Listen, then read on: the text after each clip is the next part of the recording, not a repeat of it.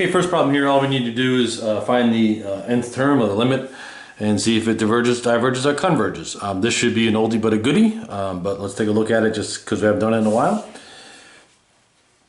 So the limit as n goes to infinity of 1 plus 1 over n to the n.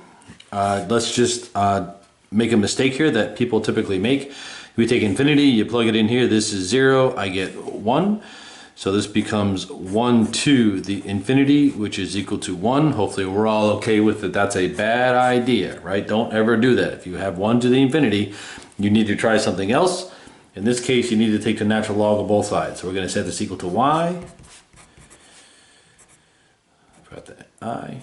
N approaches infinity. 1 plus 1 over n to the n, sorry. I take the natural log of both sides.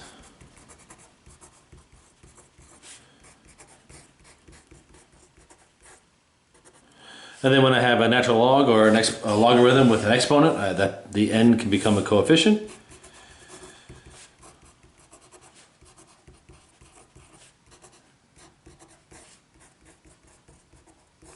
I have a choice here as to which one I want to put down in the denominator. I can move the natural log down to the denominator or the n.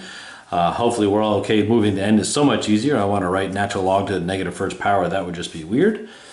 So I'm just going to slide over here. So I get the ln of y is equal to the limit as n approaches infinity of the ln of 1 plus 1 over n over 1 over n. I can apply L'Hopital's rule because my numerator, if I plug in infinity here, I get 0. I get 1. The ln of 1 is 0. And if I plug infinity here, I get 0. So that's 0 over 0. I can lope it.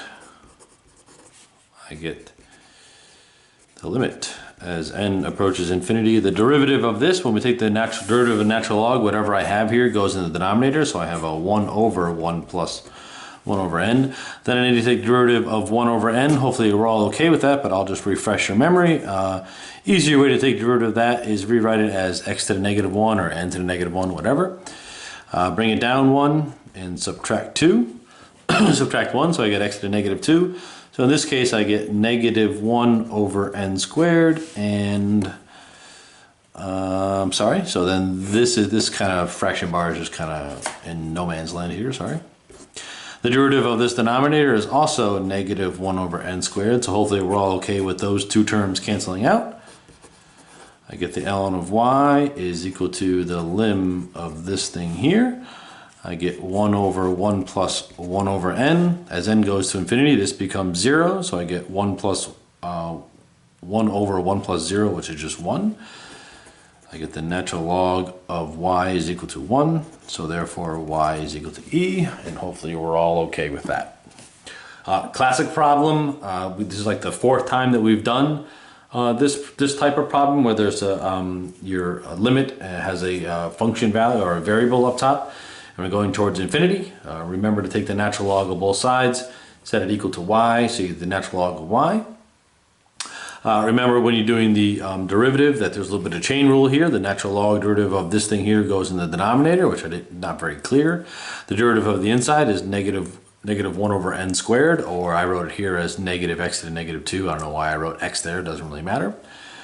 So then hopefully you notice that these things all cancel out. This becomes a pretty easy limit to evaluate. We've seen this a bunch of times recently. Just becomes 1, so y is equal to e, so therefore my limit is e, so it converges.